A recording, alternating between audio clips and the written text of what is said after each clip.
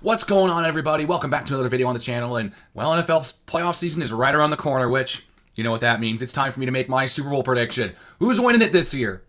I have no idea. I really have no idea. It really feels like a toss-up. This is the most toss-up year in recent NFL memory that I can remember, honestly. Like, it truly feels like there are so many teams who can realistically win the whole thing this year. I don't think that there's one team that feels like they've dominated and stand out in a way where they're the favorites by far. You know, the old guard for the last 5 years is just not involved. Kansas City missed the playoffs. Baltimore missed the playoffs. Buffalo didn't win their division. Philadelphia won their division, but they don't look like the same team that won the Super Bowl last year.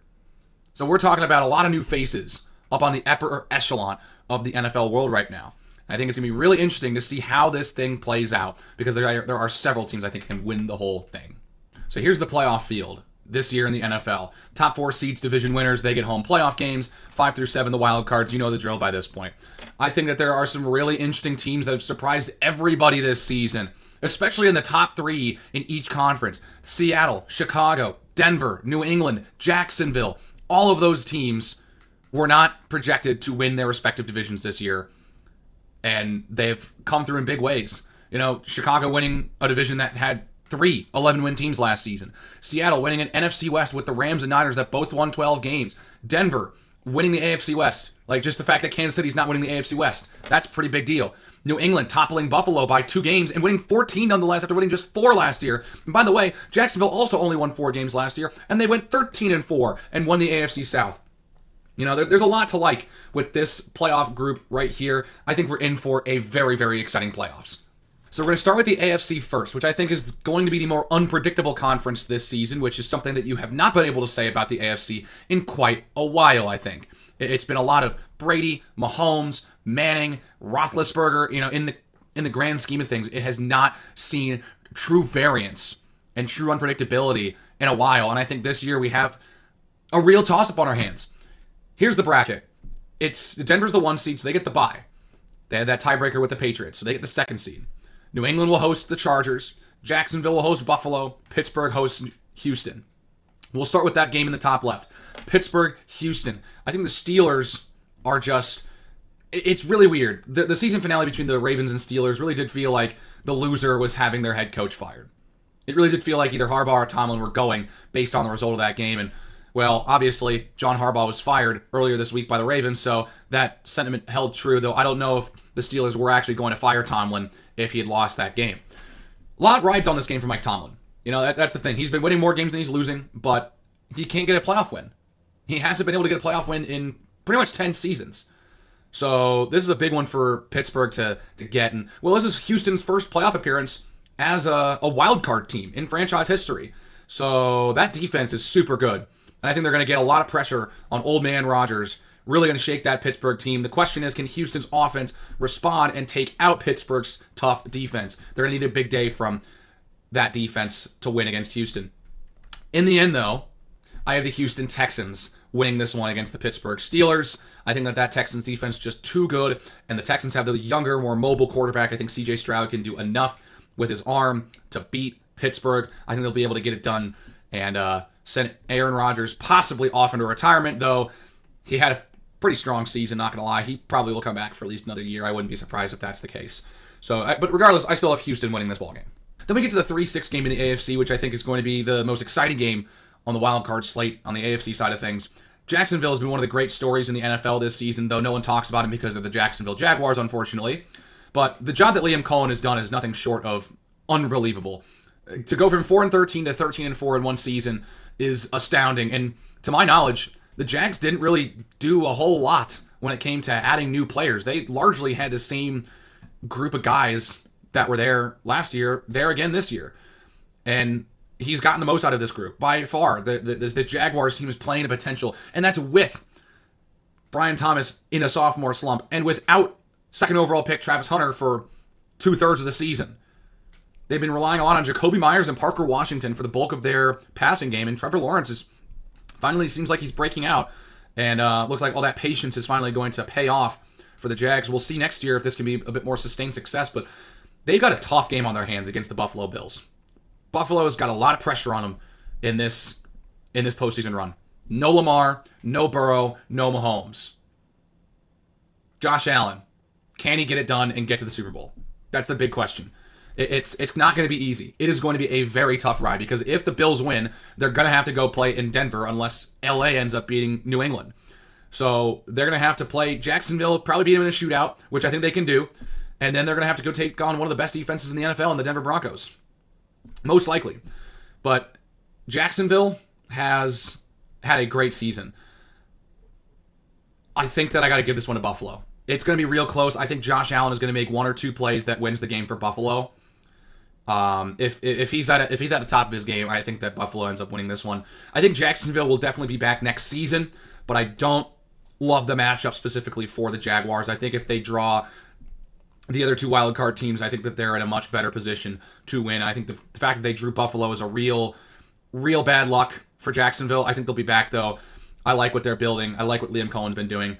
I think it's going to be really, really tight, but at the end, I've got Buffalo taking out Jacksonville. And then we get to the 2-7 game in the AFC, New England and Los Angeles. I think this is going to be a really good game. There's a lot riding on this for Justin Herbert and the Chargers. Justin Herbert's still looking for his first playoff win. Can he come through in a playoff game? That's the big question. He's going up against a second-year quarterback in Drake May, who's been having a phenomenal season, but that entire Patriots team doesn't have a lot of playoff experience. The Chargers have plenty of guys who are new to that roster as well this season, but can Justin Herbert lead this Chargers team to a victory? He's played very well this season, but that's what we said last year. The Chargers played very well last year, and then Justin Herbert had his worst game of the year in the worst possible moment. In the end, I think that the 2-7 games in the NFL this season are both going to be really good. I think both 7 seeds have a real shot to beat the 2 seeds this year.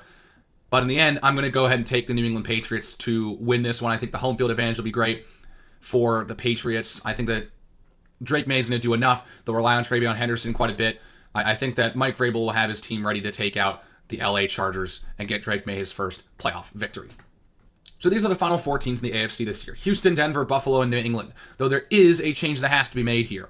Buffalo is the lowest remaining seed in this scenario, so they would head to Denver. Houston would travel up north to Foxborough and play the Patriots. So we'll stay up top, and we'll go to Buffalo and Denver. I think this is a heavyweight bout. You get Josh Allen desperately trying to get to the Super Bowl, doing anything he can. And against the Broncos team that has had a bye. These two teams played in the playoffs last year. Buffalo walked all over Denver. Denver's going to come in with a vengeance against Josh Allen. That defense for Denver has been so good this season. Bo Nix has not been the best quarterback in the league, but he has done what he needs to do when he needs to do it. He has had his fair share of really, really nice plays. I think that the Denver Broncos are a very, very tough team to beat, especially in Denver. At the end of the day, defense wins championships. Offenses can get you to the playoffs, maybe even take you through it a little bit, but at the end of the day, a tough, great defense wins you more playoff games than not. And I think the Denver Broncos knock out Josh Allen and end his hopes at a Super Bowl. Buffalo goes home in the divisional round. And then we get to the next divisional round game, Houston and New England. This is such a toss-up. It's been so fun to watch the Houston Texans defense. It's been so fun to watch Drake May and the New England offense. But man, I don't know, man. It's such a toss-up. I really do think like there's some room for Drake May and the rest of that Patriots coaching staff to grow. And this feels like a good stepping stone. You're in the start of a contending window. But I really do think that Houston Texans defense is just too good. Again, defense wins you championships. Offenses can get you through a game or two, but at the end of the day, it really does feel like defense is the name of the game in the AFC this year. I got the Houston Texans making their first ever AFC championship. And that would end what would be a fantastic season for the New England Patriots. I mean, seriously. Same thing with Jacksonville. I mean, Mike Vrabel will also be in Coach of the Year conversations with Liam Cohen. New England has had a great season. I think that they are a year away from truly contending for a Super Bowl, but I think this is going to be some great progress for a team that was 4-13 last year. To win a playoff game, I think that most Patriots fans will take it. Now moving on to the NFC. I think the NFC is the stronger conference overall, despite maybe some record disparity. I think the NFC has played each other really tough this season. I think this is going to be a very, very exciting NFC playoff bracket. There it is. Seattle gets the 1 seed by going 14-3, and then you have Chicago, Green Bay is the 2-7 game. Philadelphia and San Francisco 3 versus 6, and then Carolina versus Los Angeles 4 versus 5. We'll stay up in the top left for the 4-5 game, Carolina-Los Angeles. We get a rematch of, if I'm correct, it was week 13, where the Panthers upset the Rams in a stunner. Bryce Young with one of the best games he's played in his young career. Matt Stafford with an uncharacteristically bad day. I think that this is going to be a very, very interesting rematch. I think that the NFL's got to be very happy that an 8-9 Carolina team that made the playoffs is going to draw a Rams team that they beat. And so it's going to end up being a pretty interesting game going into it. It doesn't feel like one team's going to walk away with it because there is a regular season game where the worst team, record-wise, won the game in that same building. So I think it's going to be really, really fun to watch that one. At the end of the day, though, I don't think Matt Stafford's going to have that bad of a game again. I think that the Rams are going to wake up. They're not going to let Carolina sniff another upset of them. I got the Rams taking out Carolina, and I think the Panthers are just happy to be here. I think for sure, with how Bryce Young's tenure has started with the Panthers, them getting to the playoffs, even if it is at 8-9, Panthers fans are going to take a beating, and they're going to like it because they're just happy to be there, if that's the case. If it's close, I think that they'll be really excited and pretty optimistic going into next season. So I got the Rams winning over the Panthers. And then San Francisco and Philadelphia. I think that this is going to be a really, really good game. Both 3-6 games are going to be really good this year as well. I really like the matchup here. San Francisco's offense against Philadelphia's defense will be fun. And then it really comes down, in my opinion, to if Philadelphia's offense can play up to potential and take advantage of a battered San Francisco defense. With no Nick Bosa and no Fred Warner, can the Eagles find a way to gash the Niners and make them pay and force Brock Purdy and that offense to just keep pace with them? If the Eagles can put up a lot of points, there's a good chance they win this football game. But the offense has just been so uninspiring for the Eagles, and especially in the back half of the season. I don't think there are a lot of Eagle fans that really have a ton of hope that this Eagles team will beat the Niners. I think that the Eagles drew a very, very tough opponent in the San Francisco 49ers. And the way that the Niners played toward the end of the year, outside of that game against Seattle, I'm taking the Niners, man. I'm taking Brock Purdy to have that Niners offense ready. He's evolved a lot as a quarterback. I think that the Niners are a very, very stiff, a very, very good team and provide very stiff competition to anyone who comes across them. So I got the Niners over the Eagles. And then we get to the 2-7 game in the NFC, the Chicago Bears and the Green Bay Packers. Those two teams have not played in the playoffs very much at all. They've played for over 100 years against each other. This will be just the third playoff meeting between these two programs all time. Just the second time they meet in the playoffs in the Super Bowl era. These teams are not good at the same time very often. And I think that this one is going to be very, very interesting. This could be one of the biggest toss-ups in a 2-7 game in history. And you might be saying, well, the Packers are coming in on a 4-game losing streak. Do you know what team they're playing? You know what team they're playing.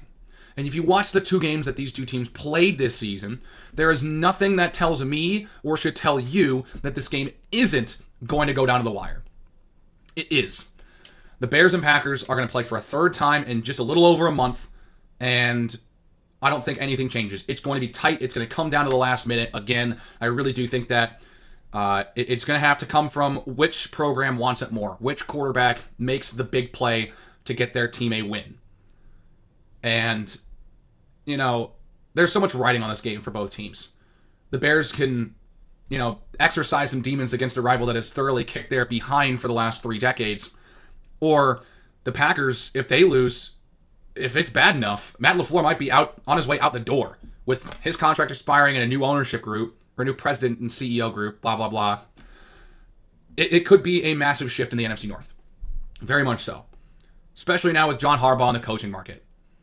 But, you know, my prediction for this game might surprise you. I'm actually going to take the Green Bay... No, I'm just kidding. I'm taking the Chicago Bears. You know what? I'm wearing this. You know what the channel's called. There's no way I'm not picking this. It's a biased pick, yes, but I'm going to pick it. Just for the sheer fact that it's my team. And I think that the Bears do end up getting the win. Caleb Williams has proven to be a better quarterback late in games than Jordan Love this season. Jordan Love will come into this game cold turkey after missing 2 weeks in concussion protocol. I think that this Bears team is going to be ready, and if they get off to a hot start, it could be danger for Green Bay. They have got to take advantage of Chicago miscues if they want to win this game. They cannot let the Bears hang around. And I think if the Bears are in it in the fourth quarter, they're going to come away with a victory. So I got the Bears beating the Packers in the wild card.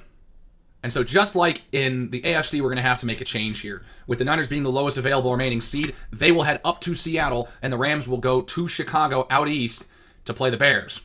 Now, as it pertains to one of the hottest rivalries in recent memory. It's kind of died off in the last, say, 5 years, but this thing's back with a vengeance. It's Niners-Seahawks in Seattle. What does this remind you of? I think that these two teams are in for a huge game and a very, very entertaining game. Sam Darnold, in the same situation as he was in last year with the Vikings, in a do-or-die game for the 1 seed and for a division crown, he lost to the Lions. He beat the Niners this time. He lost his first playoff game with the Vikings. I think he and the Seahawks offense are going to do enough. The Brock Purdy-led Niners team is going to do everything they can to try and beat this Seattle defense. I don't think they can do it. I think Sam Darnold makes enough plays to get Seattle the win and move to the NFC Championship, guaranteeing it is hosted in the Pacific Northwest. I got the Seahawks over the Niners.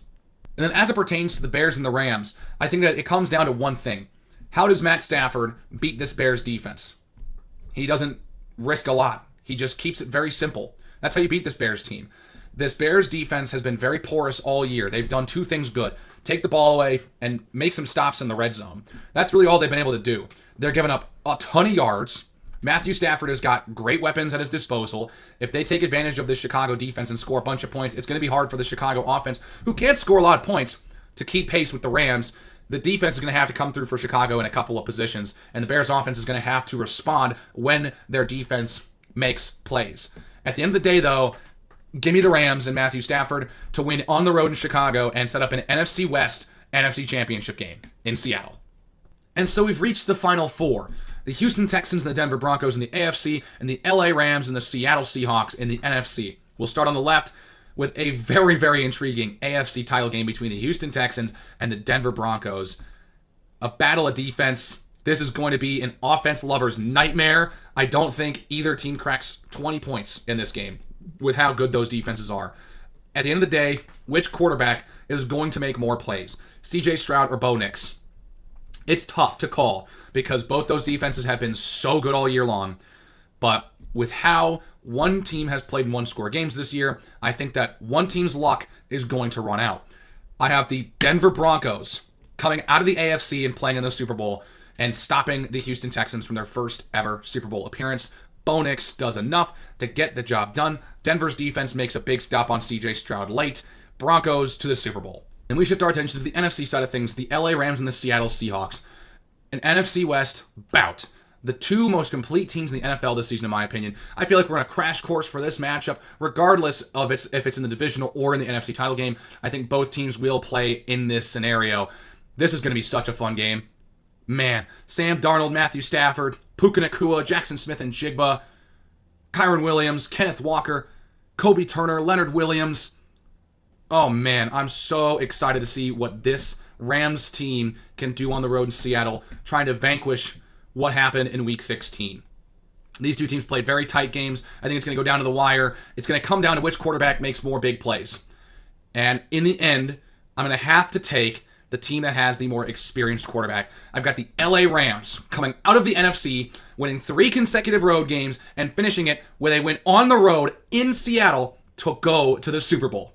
And so Super Bowl 60 in Santa Clara will feature the Los Angeles Rams and the Denver Broncos. Ooh, this is exciting. This is so fun. An elite defense, an elite offense. The Broncos' last Super Bowl appearance was in Santa Clara 10 years ago for Super Bowl 50. And just like Super Bowl 50, an elite defense with a weaker offense. Meanwhile, they got to go up against a Rams team that has a really strong offense. Maybe a little bit of a weaker defense than Denver, but still a good defense themselves. Who ends up winning this game? An elite offense versus an elite defense? Most likely at this point, at least in my opinion, Matt Stafford most likely will be the MVP of the league if he gets to this point when this game is played. So you got the MVP going against that Denver defense. What happens? Well, for a change, usually the stronger defense ends up winning here. But I am loving what the Rams have been doing all year long. I think Stafford makes more plays against a tougher defense than Bo Nix. My Super Bowl 60 champions are the Los Angeles Rams. LA gets their second Super Bowl with Matthew Stafford, the most complete team in the league, wins it all. A wild card team wins 3 consecutive road games and then goes into Santa Clara and takes out the number 1 seed in the AFC. The LA Rams win the Super Bowl. They are my Super Bowl pick this season. So who do you think wins Super Bowl 60? Let me know in the comments section below. Did I hit it right on the money, or was I way off? Honestly, I wouldn't be too surprised if both my teams that I picked for the Super Bowl lose their first playoff game. It's just been that kind of a season. It's been so unpredictable. So let me know what you think in the comment section below. Who do you think wins it all this season? Hit the like button if you liked it. Hit the subscribe button if you really liked it and want to see more videos from me. And, well, enjoy the NFL postseason. It's always such a fun time to be an NFL fan. And I will see you all in the next one. Take care.